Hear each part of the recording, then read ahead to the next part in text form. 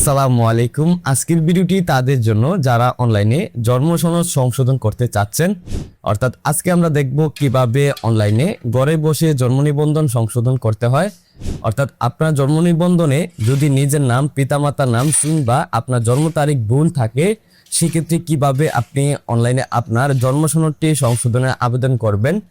তাছাড়া আপনাদের হাতে যাদের পুরাতন জন্ম সনদ রয়েছে আপনারা কিভাবে ডিজিটাল করবেন, এই পুরো প্রক্রিয়াটি ইনশাল্লাহ এই ভিডিওতে আমি আপনাদেরকে দেখানোর চেষ্টা করব। আই হোপ আপনি যদি শুরু থেকে শেষ পর্যন্ত ভিডিওটি কন্টিনিউ করেন, তাহলে আপনি ঘরে বসে হাতে থাকা একটি মোবাইলের মাধ্যমে আপনার পুরাতন জন্ম সনদটি সংশোধন কিংবা ডিজিটাল করার জন্য আবেদন করতে পারবেন। তবে মূল প্রসেসটি শুরু করার আগে রিকোয়েস্ট করব, আপনি যদি আমাদের চ্যানেলে নতুন হয়ে থাকেন এখনই আমাদের চ্যানেলটি সাবস্ক্রাইব করে রাখুন, এবং যারা ফেসবুক থেকে ভিডিওটি দেখছেন অবশ্যই ভিডিওটি শেয়ার করে অন্যকে দেখার সুযোগ করে দিবেন।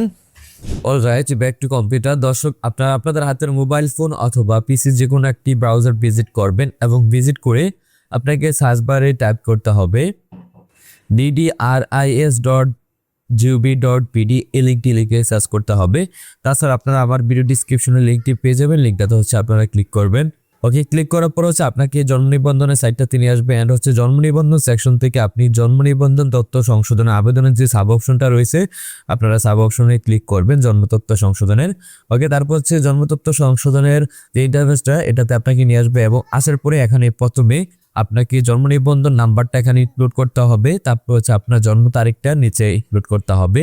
অবশ্যই আপনার 17 ডিজিটের যে জন্ম সনদ নাম্বারটি রয়েছে সেটা এখানে আপনাকে ইনক্লুড করতে হবে এবং আপনার জন্ম তারিখ দিতে হবে। তারপর নিচে একটি ক্যাপচা নাম্বার থাকবে, ক্যাপচা নাম্বারটা আপনাকে রিটাইপ করতে হবে।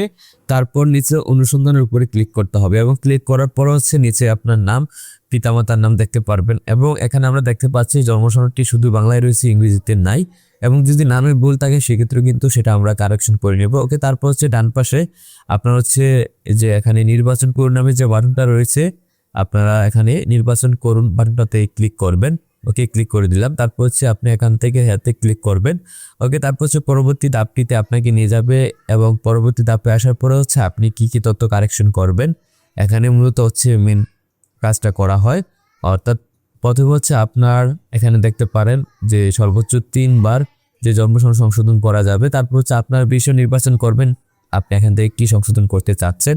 যেমন আমরা এখান থেকে নামের প্রথম অংশ প্রথমে ইংরেজি আমরা এখানে লিখবো, সো আমরা নামের প্রথম অংশ ইংরেজি লিখে দিলাম। সংশোধনের কারণ থেকে লিপিবদ্ধ করা হয়েছে সেটা সিলেক্ট করলাম। তারপর নামের শেষ অংশটাও সেম আমরা এখানে ইংরেজিতে লিখে দেব। অবশ্যই আপনি যে তথ্যটা এখানে দিবেন সেটা সংশোধিত তথ্যের যে বিষয় সেখান থেকে আপনাকে নির্বাচন করতে হবে, এবং ডান পাশে সংশোধনের কারণটা দেখে দিতে হবে।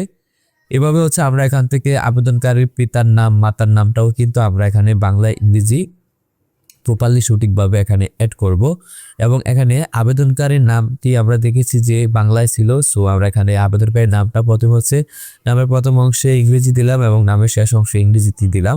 তারপর আবেদনকারীর পিতার নামে আংশিক ভুল আছে, সেক্ষেত্রে নামের পিতা আবেদনকারীর পিতার নামটা প্রথমে বাংলায় আমরা সঠিকভাবে এখানে লিখে দেব। তার জন্য পিতার নাম বাংলা সিলেক্ট করে এখান থেকে আমরা পিতার নামটা লিখে দিলাম। তারপর সংশোধনের কারণ থেকে ভুল লিপিবদ্ধ করা হয়েছে সেটা সিলেক্ট করলাম।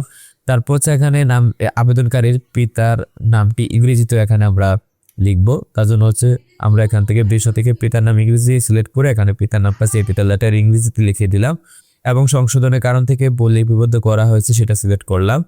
এভাবে এখান থেকে মাতার নামটাও কিন্তু আমরা এখানে সঠিকভাবে লিখে দেব। মাতার নাম বাংলায় প্রথমে লিখবো, তারপর ইংরেজিতে লিখবো।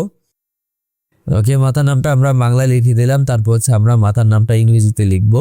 তার জন্য আমরা এখান থেকে আরো তথ্য সংযোজনের যে বাটনটা রয়েছে এটাতে ক্লিক করে মাতার নাম ইংরেজি এটা সিলেক্ট করব, এবং সিলেক্ট করে মাতার নামটাও ক্যাপিটাল লেটারে ইংরেজিতে লিখে দেব, এবং লেখার পরে সংশোধনের কারণ থেকে ভুল লিপিবদ্ধ করা হয়েছে এটা সিলেক্ট করলাম।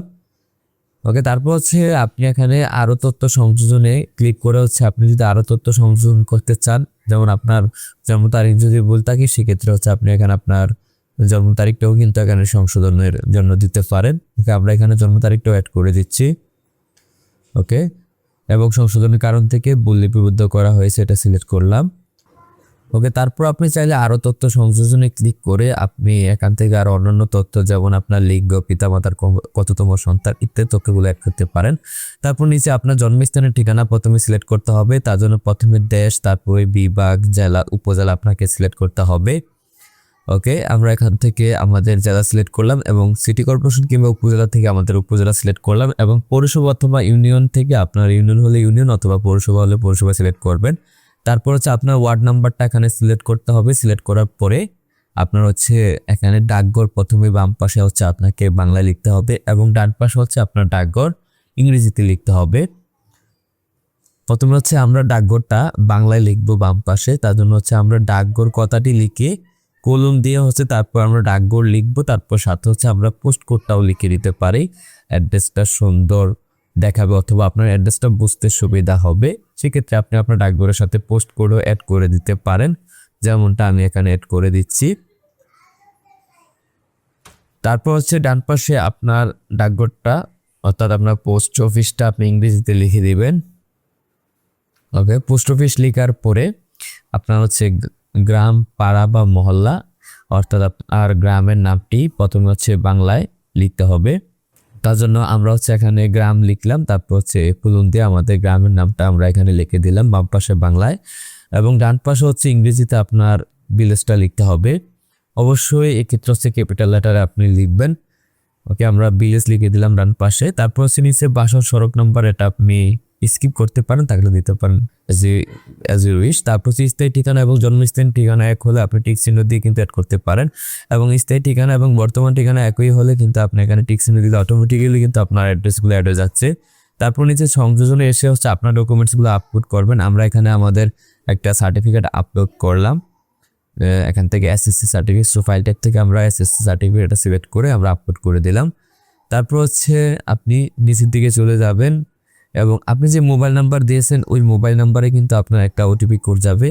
অবশ্যই আপনাকে একটি সচল মোবাইল নাম্বার অ্যাড করতে হবে এবং এখানে আবেদনকারীর ব্যক্তির সহিত সম্পর্ক এখানে অর্থাৎ আপনি যদি নিজে আবেদন করেন সেক্ষেত্রে নিয়ে সিলেক্ট করবেন।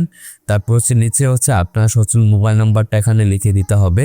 আমরা এখানে আমাদের সচল মোবাইল নাম্বারটা লিখে দিয়ে তারপর হচ্ছে এখান থেকে ওটিপি পাঠানোর উপরে আমরা ক্লিক করব এবং যখন আপনি মোবাইল নাম্বারটা এখানে ইউজ করবেন এবং ওটিপি পাঠানে ক্লিক করবেন, তারপর হচ্ছে আপনার মোবাইলে একটি 6 ডিজিটের ওটিপি কোড পাঠানো হবে এবং কোডটা হচ্ছে এখানে ভেরিফাই করতে হবে।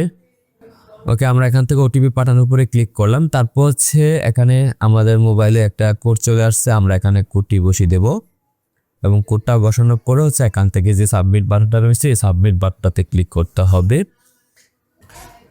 হচ্ছে আমরা কোডটি বসিয়ে দিলাম, তারপর হচ্ছে এখান থেকে সাবমিট বাটনটাতে আমরা ক্লিক করে দিচ্ছি এবং ক্লিক করার সাথে সাথে হচ্ছে আবেদনটা সাবমিটেড হবে এবং আপনি দেখতে পারবেন যে আবেদনপত্রটি সফলভাবে সাবমিট করা হয়েছে। আবেদনটি সংশ্লিষ্ট কার্যালয়ে দাখিল হয়েছে। আপনার আবেদনপত্রের নম্বর, এখানে একটা আবেদনপত্রের নাম্বার আপনি দেখতে পারবেন এবং এখানে একটি তারিখও থাকবে এবং উক্ত তারিখের ভিতরে আপনার আবেদনটি হচ্ছে আপনার ইউনিয়ন পরিষদ কিংবা পৌরসভাতে জমা দিতে হবে এবং এই ক্ষেত্রে হচ্ছে আপনি এখানে আবেদনটি সাবমিট করার পরে যে ইন্টারফেসটা আপনি দেখতে পেলেন এটাকে মূলত হচ্ছে আপনি প্রিন্ট আউট করে এটার সাথে আপনার যে ডকুমেন্টসগুলো থাকবে একত্রে করে হচ্ছে আপনি আপনার নিবন্ধন কার্যালয়ে নিয়ে জমা দিবেন এবং সেখানে জমা দেওয়ার পরে হচ্ছে আপনাকে 1 থেকে 3 কার্যদিবসের ভিতরে আশা করি আপনার ডিজিটাল জন্মসনদটি তারা প্রোভাইড করবে। তো এই ছিল জন্মসনদ সংশোধনের প্রসেস। যদি ভিডিওটি ভালো লেগে থাকে অবশ্যই আমাদের চ্যানেলটি সাবস্ক্রাইব করে রাখবেন। দেখা হচ্ছে নতুন কোনো ভিডিওতে, সে পর্যন্ত ভালো থাকুন, সুস্থ থাকুন, আল্লাহ হাফেজ।